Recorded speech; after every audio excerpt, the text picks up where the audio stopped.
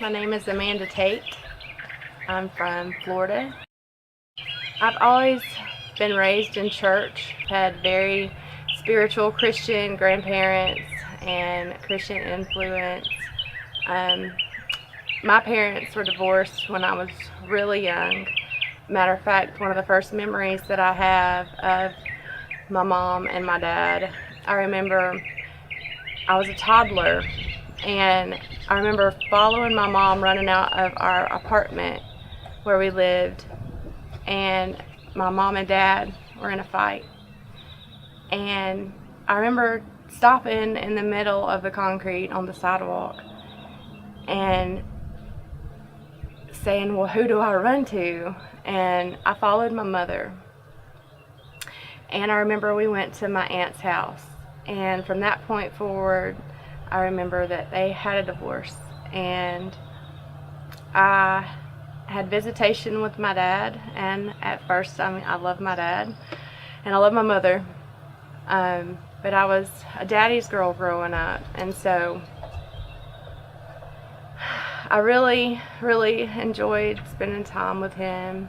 And my dad didn't go to church at that point in time. And shortly after, he actually got remarried. And I really didn't have a good relationship with my stepmother. I really felt like she didn't like me growing up. And during this time, my mother would take me to church. I knew she loved the Lord, but at that point in time, she, was walking through a lot.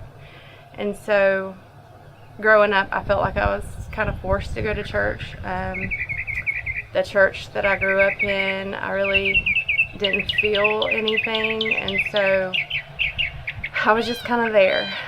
And my mom did her best to keep me in church, and I did go, but I wouldn't really say that I enjoyed it. During this point in time, my dad was a truck driver, and so whenever I would go see visitation with him, I would not see him actually. I would just spend time with my stepbrothers and my stepmother. And it was during this time that the older stepbrother started molesting me for a long time. And I really, growing up in my family, there was no talking about our feelings or about our emotions, or so I just kind of learned to keep them all inside. And I felt like I had no advocate. I felt that no one really cared to know or really asked me how any of this made me feel, or was really there for me emotionally. And so I guess I walked around with a burden for a very long period of time, with a secret, and never really knew how to express myself. So I would just bottle that up, the hurt, the pain, the secrets, everything that the molestation had brought, the shame, at a very young age. And so that's how Satan works. He comes at you at a very young age, and that is basically how my life began. How I met the father of the child of my first abortion. We actually went to school together, and how this all transpired, I had a bout most of my life with alcoholism. How this all transpired, that led up to how I met the dad of my child of the first abortion. After all of my painful childhood, and I finally was 18, I graduated. Actually graduated 4th or 5th in my class. I had high honors. I was on the beta club, competed in pageants. Just looking at me, you could not tell of all the things that I was carrying. But I finally turned 18 and I was going to move to Panama City. Growing up, I was very sheltered. I was never allowed to go to spring break. I was never allowed to do those things. And I know it was my mom trying to protect me. You know, she was wanting what was best for me. But I was finally free and rebellious. And so some of my friends and I, we were going to move to Panama and go to college there. It was during this time that we moved in, and I went to college for a while. I actually had a full ride. I had a full paid scholarship for my academics. And I was actually going for psychology because I wanted to find out what was wrong with me. So I felt that was the best career choice. And so it started out good. We went to all the clubs that I was never allowed to go to and all of this. And it was during one of those, going to Club La Vila one night, we passed the strip club. And I looked at my friend and I'm like, wow, you know, I've never been in one of those. I'm not quite sure. You know, I think it was just the whole mystery of it. And at that point in time, I think the molestation led me to be more promiscuous, and I was looking for my identity. I was looking for someone to validate me. And so for me, that was men, because my dad was never there for me when I was the age of I could not go see my dad anymore. I told the judge I didn't want to see my dad anymore. So at this point in time, my dad really hadn't been in my life. I think it was around 12. And so he also kind of rejected me because we actually went to court for the whole molestation, and my dad hugged me and told me he loved me before we went in the courtroom, but then basically sat on the opposite side and took the side of my stepbrother and basically called me a liar. And so that really opened up a deep wound of rejection. So I was looking for someone to love me. You know, I never really felt I was good enough. And that's the only way I knew how to express that. So after the Club La Vila one night, my friend and I stopped at this strip club. And the bouncer at the door told us that we had to have a male companion, you know, to walk us in. We couldn't just come in without a male escort. And so we waited by the door, and the next guy to come in, we politely asked him, said, hey, we can't come in without you. Would you mind walking us in? And so he agreed. When we got in, we kind of sat in the back. And I remember watching a few of the girls on stage, and the next girl to walk out, her stage name was Madison. And she was tall and more like the Barbie doll type. And I remember thinking, I'm like, wow, that's not really who I thought I would see. You know, I was like, well, she actually looks, you know, classy. And I remember watching her, you know, very graceful. And I remember looking down at her ankle, and she had a huge stack of $20 bills. And so that appealed to me. Being in college and, you know, at the time working 2 jobs.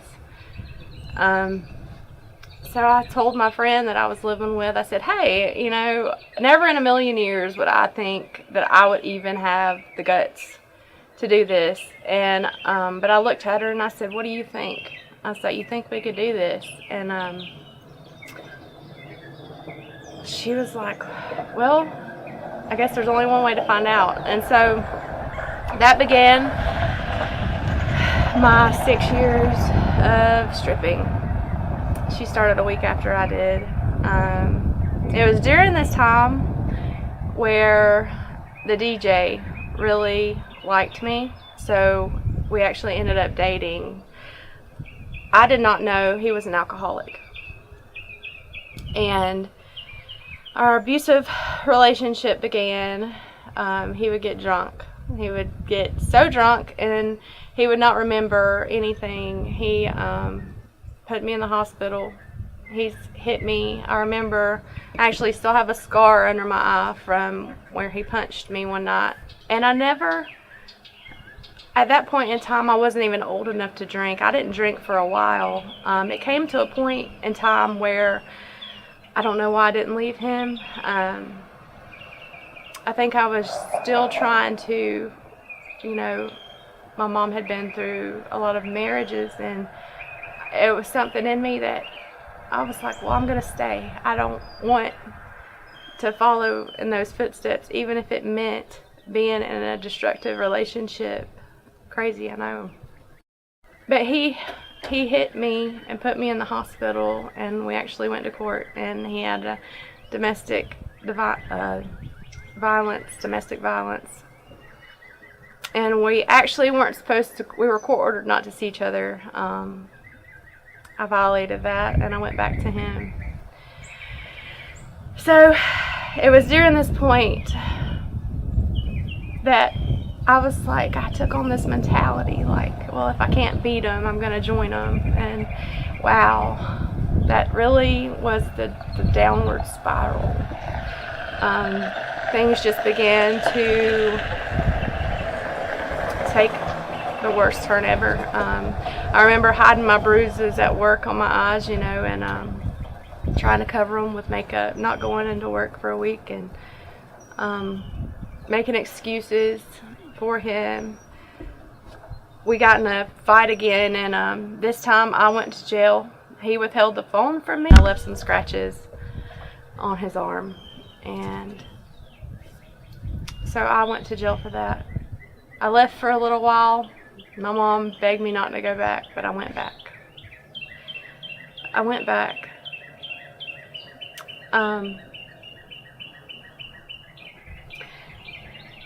I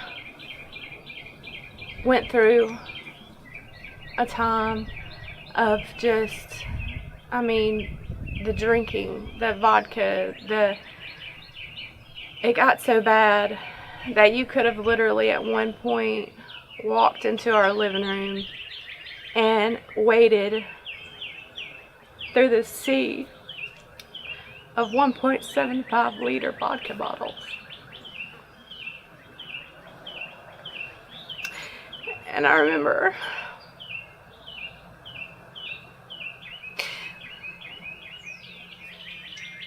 saying, how did my life come to this?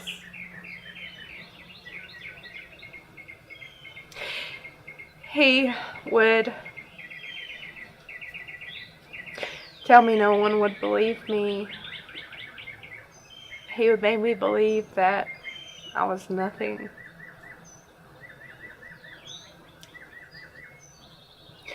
It got to a point where the alcoholism affected my brain.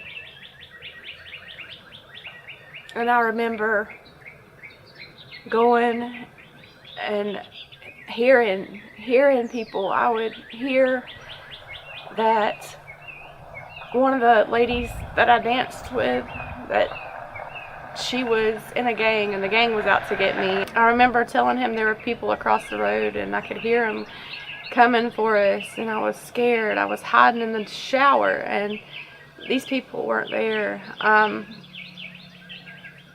For about 2 weeks.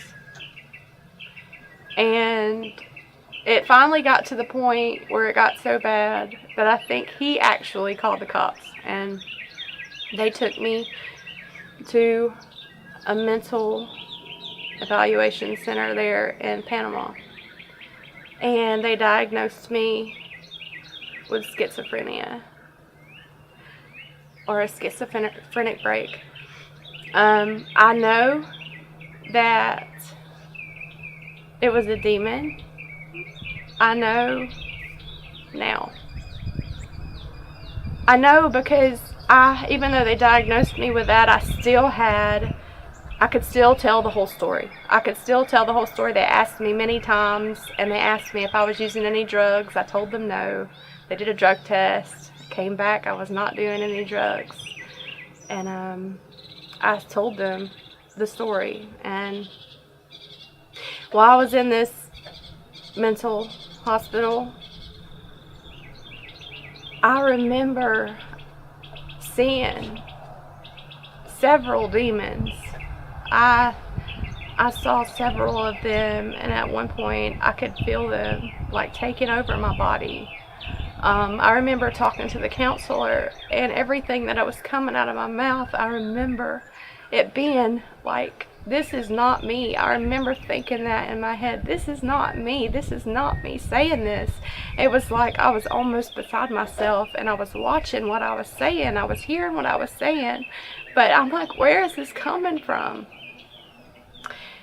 And the craziest thing though, you know, the Bible says, raise the child in the way they ought to go, and when they are older they will not depart from it. In that place, God was with me, because the whole time I was in this place, I was not participating with the other people, but I was off in the corner and I was worshiping God. I was singing worship songs to myself, and I was crying out to God. I was telling him, I was like, Lord, help me. I don't exactly remember how many days I was there, but it was one morning. I woke up and I was completely a different person. And I remember they were releasing me, and I was walking out on the back patio, and one of the other people that were there with me, she came up and she said, you know, she's like, I've watched you. You are completely different. And God saved me there.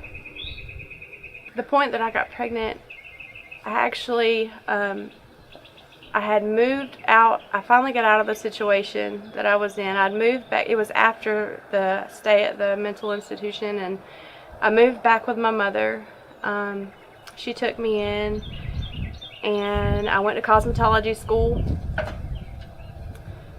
I want to say that, you know, things got better, but they didn't. I was still looking for someone to love me, and so I would go out with, you know, different guys, and I would still drink. There was still that hole in my heart, you know, and trying to find anyone to fill that. But she took me in, and I finally went on a date with one guy, and we got pregnant, and so this is my husband, and we actually got married. He was in the military. So I got pregnant with my first son and had him, and he got orders to move to Washington State. And so we flew to Washington State, and he was there for about 2 years. It was there I had my second son. The times I wasn't pregnant, I was still drinking. I was drinking wine heavily. And our marriage was not good. We didn't know how to love each other. I never felt really that, because of the way that it transpired and the way that we got married, you know, because I was pregnant.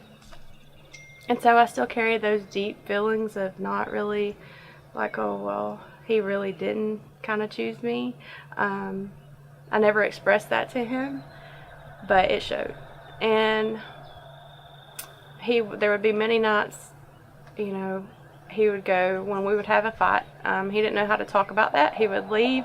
I didn't know how to talk about that, so I would yell, and, you know, it led to a lot of miscommunication and a lot of that. I actually met my husband the way that I had my first 3 kids before I had my 2 abortions. And so he was in the military, and what drew me to him, his personality. He made me laugh, which is something I hadn't done in a very long time. And I really, just this need. I'm not sure that I truly, you know, really didn't know love. I'm not going to say that, and to be honest, I don't think either of us loved each other really when we got married. I think he grew up with a lot of sisters, and so I guess it was him not giving up on me. I did get pregnant a fourth time, but it wasn't with him. It got to a point, I think it was about 8 years into our marriage, that it got really bad, and I would drink all the time. I was still drinking all the time. He would be gone all the time with his job. Neither of us really knew how to communicate, and the marriage was falling apart. He actually started seeing another woman behind my back, and I knew something was off. I couldn't really put my finger on it, and it wasn't until I had actually looked at his phone and I saw a message that he was taking her to his mom's, and she lives in another state, for Christmas. And so after that, I'm like, wow. And it was then that I knew that he came to me and he said that he was leaving me. At the time, it was relief. I'm not gonna lie. I really didn't want to be with him. And then at the same time, it was such like a reinforcement of that rejection. And I remember thinking, well, who's gonna love me now? So after that, I was sitting at home alone, drinking in the dark. My kids had went to bed and he was gone. My husband, still my husband at the time, we hadn't officially gotten divorced, but he was with her. And so I was sitting there alone, and I remember just being so unbelievably lonely. And it's crazy because I knew that God was telling me not to do it, but I did it anyway. And I called him knowing that he really liked me in high school. And so at this point in time, I was really lonely and drinking by myself. And I remember this guy from high school that I had went to school with, and I remember, he really liked me. So I called him, or actually I messaged him, and was just seeing how he was doing, and invited him over. And it was there that I started going, we started a relationship and dating him, and still all while I was drinking, and he really didn't mind. I did slack off for a while with that, but I want to say it was about 5 months that we did become pregnant. And he was really excited. He actually had 3 girls of his own, and so it was a full house. But he was really excited. And I remember thinking, wow, I don't know what I'm going to do. I really, at that point, I really didn't want any more children. My little girl, the last child that I had with my husband, actually had a few health things. And then my relationship with him, with the guy from high school, started to fall apart. My husband actually wanted me back, and he came back and he told me that he still loved me. And in my heart, I'm gonna be honest, at first I'm like, I didn't want to pursue that. The guy You know, he had actually moved in with me and he moved out. My husband came back, and I was very fearful of saying anything to him about it. I was afraid of, like, oh, he's going to reject me, and, you know, and surprisingly, somehow it came about, and he had actually guessed it. And I looked at him and I'm like, well, what are we going to, you know, how do you feel about me carrying another man's child? And, you know, he said that he didn't know if he could do it. And I was already thinking about, you know, the health problem. I didn't want to go through that again with having another baby, so I was scared. I was scared at what would happen if I did carry this child, and that's how the decision was made. It was out of fear, and out of the fear of not knowing if he could love this child like his own. And we decided to have an abortion. I remember pulling up to the abortion clinic, and I remember sitting in the waiting room with all these women. I knew that it was wrong. I've always been pro-life. I've never felt. I felt like I was between a rock and a hard place, and I remember sitting in the waiting room and looking at all those women and trying to stuff down my feelings, and I went through the procedure, and I think I was actually a lot farther along than I thought I was, and what they led me to believe that I was, because I know I could read him. I could read the doctor, and, you know, he pulled out the ultrasound machine and he would look, and just I could tell that I was a lot further along than I thought. And so he actually had called in, it was like 3 or 4 nurses for this procedure, and he didn't tell me, you know, they had told me that it would be a vacuum, where it just involved them sucking out the baby. I remember the nurse holding my hand and 2 or 3 of the other nurses being down while he was doing the procedure, and I remember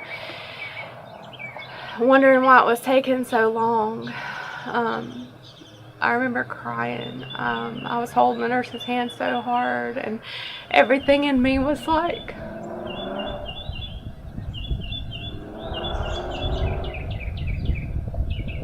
I couldn't believe that I was actually following through with this, but at this point in time it was too late. And I remember after it was over, going in the room that they take you in and give you, you know, the medication for the pain, and sitting you in a chair, and all over these walls are stories of other women that have had abortions. And I remember looking at them and reading them and sitting there trying to hold back my tears, because I did not agree with anything that any of these women were saying. And I remember going, these are such lies. These are such lies. All of it. All of this is a lie. All of this. And I walked out, and we went to dinner afterwards, and I'd always bottled up everything, you know, and I felt that's what I did with this, you know. I never communicated to my husband. I never said that what I was feeling, and there was a lot that was left unsaid. If someone were to come with me and they were faced with the same situation, I would tell them that this baby has a destiny, and they deserve life. And I would tell them what I didn't know then. There are so many people, so many families, so many moms or families that cannot have children. I would tell them that there's so many options. There's things that these abortion clinics don't say. They don't tell you, you know, and actually when you call them, they make it a specific point to say, well, this particular one did, don't get us mixed up with the pro-life people down the road. You know, we're kind of by each other. Make sure you don't go there. But there's so many other options. There's adoption, you know, He formed us in our mother's womb. Beforehand, each one of us. And that baby has a destiny. It was preordained. He or she was preordained. Not shortly after that I had the first abortion that I became pregnant again by my husband. So again, this one, I was in an alcoholic state. And another big reason for the one with my first one too is I was really drinking heavily, like really heavily. And I did not know about, you know, I did not know about if I had done something to my baby for the alcoholism, or, which was not my choice to make. Now, in retrospect, I know that, but that was another fear. I was not in a state. I believe that I was not in a state to raise another child. It was almost a burden. It was almost a burden, like I can't take another straw. My husband didn't oppose it. So I do I feel like the Holy Spirit has told me what my children were. I believe the first one was a girl, and I've named her Anna. And the second one, I believe, was a boy, and his name is Isaiah. I have not seen them. I did have someone else confirm to me that my first one was a girl. I believe Jesus is still healing that part of me, because I don't talk about it with my husband. We both kind of know, but we don't talk about it. I know that God is bringing healing in that area, but for me, my healing came when I was able to sit down on my bed one day when I was alone in my house, and I sat down, and, you know, I don't remember if it's something I heard or a song or exactly what it was, but I remember breaking down and saying, Lord Jesus, please forgive me. I asked my children to forgive me. And he spoke to me, and he said, now it's time for you to forgive you. And I think that's what really, I know a lot of people don't think of it like that. But that's where deep healing comes. When you're able to forgive yourself. When you're able to let go of the shame. The rejection that I carried for so long, you know, then not feeling like I was good enough for anyone. You know, Jesus says you're good enough. You're good enough because he came to die for you. He loves you. He loves you that much. Being able to forgive my husband was actually not something that I had thought about until I came here. At this summit, one of the speakers had said, you know, I want you to think about who it is that you haven't forgiven, and let Holy Spirit just bring to your mind, you know. And he brought that to my mind. He's like, now you have to forgive your husband. And I think that's where the rest of the healing took place. We're all broken. Every single one of us. But he has to break you, because not saying that it was, you know, Jesus didn't do any of this, it was me. But now I can speak about it. Now I can tell others. Now I have a testimony.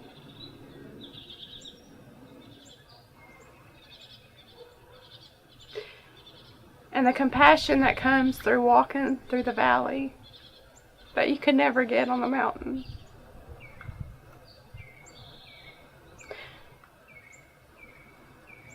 If there's someone out there and you're saying that, Lord, I don't know how I'm going to do it, that may be true. But God sees the end from the beginning. And He knows every story and every chapter of your life. And I'm just here to tell you that there is light on the other side. And He will be with you through every step. He's going to guide you. He will never leave you nor forsake you. And I know this because I'm sitting here telling you that my story didn't end, that He brought me out. He brought me out on the other side. He restored my marriage. And no longer do I not want to get up every day. No longer would I just rather lay in the bed. He gave me purpose. He gave me identity. And I know now whose I am and who I am because of Him. And I know my next step is going to be to help even mothers like you, mothers that are on the brink of a decision. If someone asks you today, would you choose life? If someone asks you today, would you not go to the abortion clinic if you were able to maybe hand your baby over for just a short period of time while you got your life together? Would you say yes? God turns it all around for the good. Everything, every mess. God bless you.